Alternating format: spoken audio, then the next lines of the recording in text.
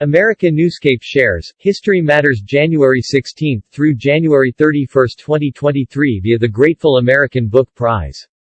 A biweekly feature courtesy of the Grateful American Book Prize showing our children that their past is prelude to their future by John Grimaldi and David Bruce Smith. On January 18, 1803, President Thomas Jefferson requested a congressional authorization of $2,500 to underwrite an expedition by Meriwether Lewis and William Clark to determine the expanse of the country.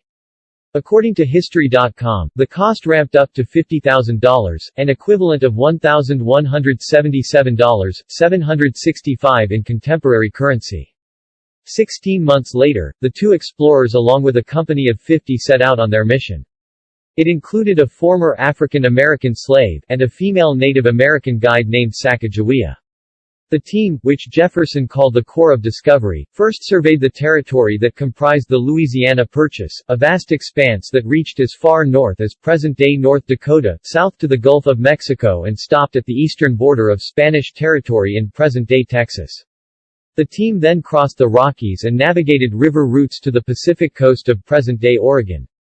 Upon their return, the duo's reports of the exotic and awe-inspiring new lands they had encountered sparked a new wave of westward expansion, as reported by History.com. For more information, the Grateful American Book Prize recommends Corps of Discovery, a novel based on the Lewis and Clark expedition of 1803–1806 by Jeffrey W. Tenney. On January 27, 1888, a party of 33 geographers, explorers, teachers, lawyers, cartographers, military officers, and financiers convened in Washington, D.C., and inaugurated the National Geographic Society. History.com says they all shared an interest in scientific and geographical knowledge, as well as an opinion that in a time of discovery, invention, change and mass communication, Americans were becoming more curious about the world around them. With this in mind, the men drafted a constitution and elected as the society's president a lawyer and philanthropist named Gardiner Greene Hubbard. Neither a scientist nor a geographer, Hubbard represented the society's desire to reach out to the layman.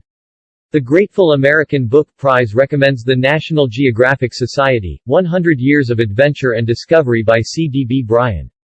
During the Civil War, Union forces frequently freed slaves wherever they were found. Then, after Abraham Lincoln's Emancipation Proclamation took effect January 1, 1863, bondage was declared illegal, and the President's executive order dusted up discord over the issues of states' rights, and what to do about slavery in border states that had not seceded or in areas that had been captured by the Union before the proclamation, reports History.com. A year later, the Senate passed the 13th Amendment, a tryout to officially trounce the institution, but the House Democrats rejected the reform. Lincoln, however, was re-elected with significant majorities, in each house, enough to sweep up posthumous ratification and recognition in 1864. The amendment was finally passed in the two houses of Congress on January 31, 1865. The Grateful American Book Prize recommends Final Freedom, the Civil War, the Abolition of Slavery, and the 13th Amendment by Michael Vorenberg. Please visit facebook.com/Grateful American Book Prize and please consider subscribing to this channel and visit their website grateful-american-book-prize.com.